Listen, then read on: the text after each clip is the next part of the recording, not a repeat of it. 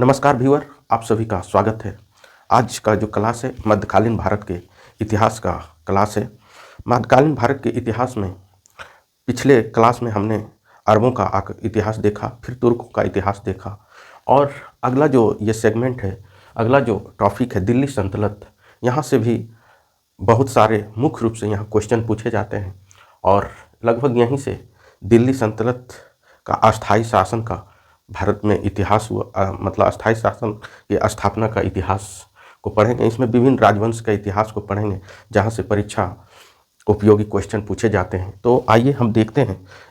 इसको पहले आप देखेंगे तो ये आज का पहला क्लास है और इसे हमने कोशिश किया है कि डायग्राम के माध्यम से इस क्लास को हम कम समय में बेहतर नोट्स के साथ आपको समझाने का कोशिश किया है और इस कम समय में जो है बहुत से बातों को हमने इस डायग्राम के माध्यम से आपको बताने का प्रयास किया है। तो आइए आज का क्लास का लुत्फ उठाइए। आज का क्लास है दिल्ली सल्तनत की स्थापना का इतिहास को हम देखेंगे कि दिल्ली सल्तनत की स्थापना का इतिहास क्या रहा।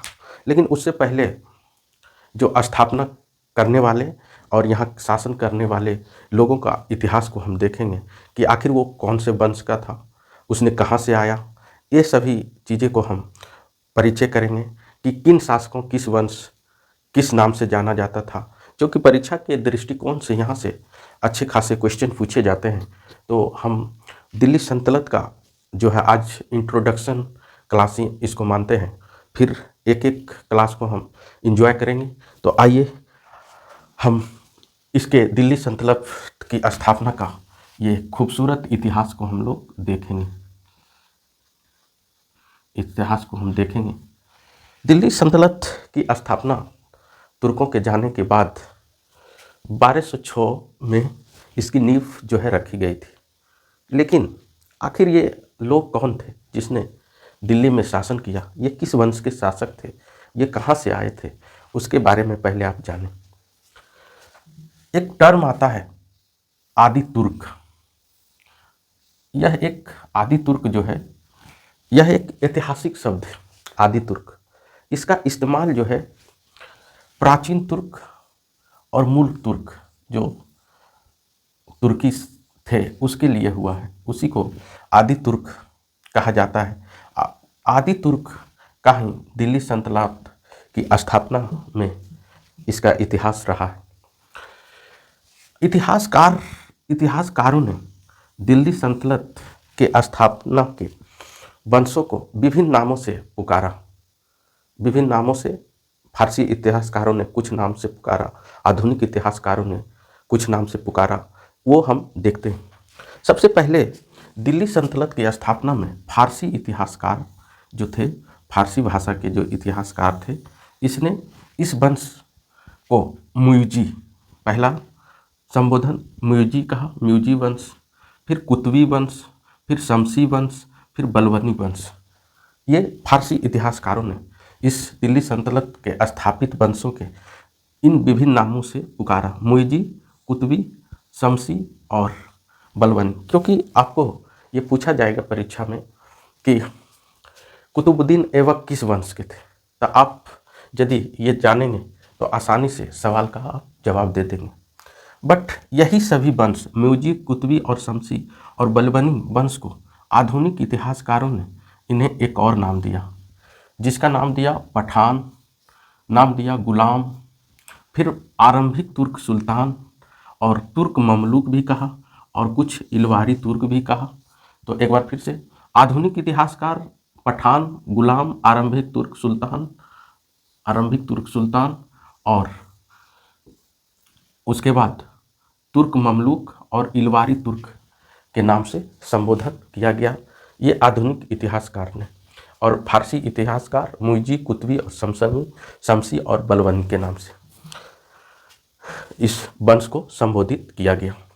अब देखिए दिल्ली सल्तनत में कौन सा वंश, कौन कौन वंश के शासन रहा, इसको हम देखते हैं। क्योंकि आपको परीक्षा में कभी जो है कमीशन के एग्जाम में आपको ऑर्डर पूछ देगा कि दिल्ली सल्तनत के स्थापना का इतिहास का क्रम, कौन से वंश किस क्रम में शासन किए, वो दे देगा। तो आप जो है उसके लिए आपको इधर हमने एक चार्ट तैयार किया है। पहला जो स्थापित वंश था ममलूक वंश।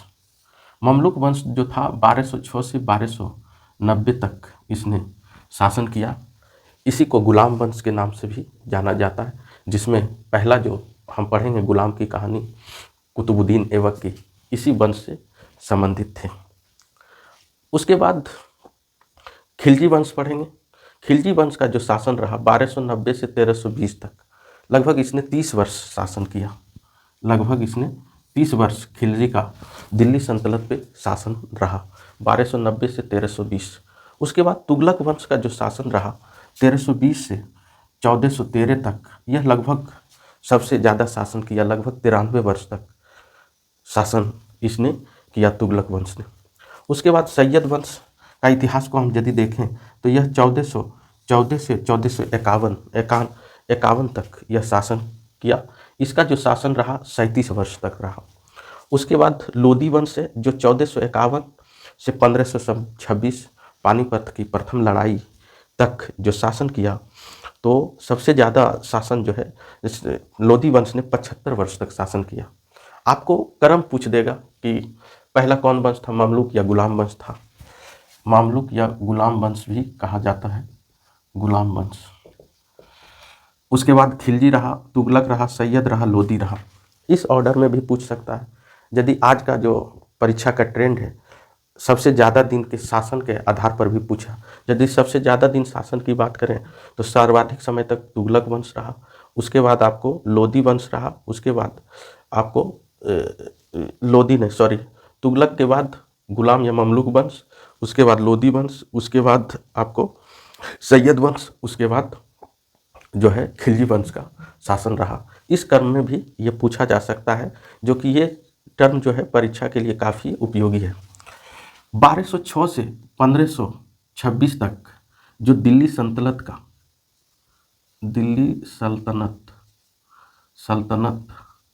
का इतिहास जो रहा 1206 से 1526 तक का, ये टोटल शासन की बात करें तो ये 319 वर्ष तक यहाँ पे काबिज रहा। लगभग 319 वर्ष, काफ़ी समय तक इन लोगों ने दिल्ली सल्तनत पर शासन किया। लगभग 319 वर्ष इन लोगों का शासन रहा। अब जो हम इतिहास पढ़ेंगे उसमें हम डिटेल से वर्णन करेंगे ममलूक वंश, वहाँ भी ये टर्म आपको प्रयोग आएगा। खिलजी वंश का इतिहास पढ़ेंगे, तुगलक वंश का इतिहास पढ़ेंगे, सैयद वंश और लोदी वंश, और उस आधार से क्या क्या क्वेश्चन बनता है उसको हम फैक्ट के माध्यम से देखेंगे। तो आप इसको एक बार स्क्रीन शॉट ले लें ताकि आपके नोट्स के लिए काफ़ी उपयोगी रहा। और कैसा लगा वीडियो आप ज़रूर लाइक, कमेंट, शेयर कीजिए। एक बार चैनल को विजिट करिए। Thank you so much, all the best.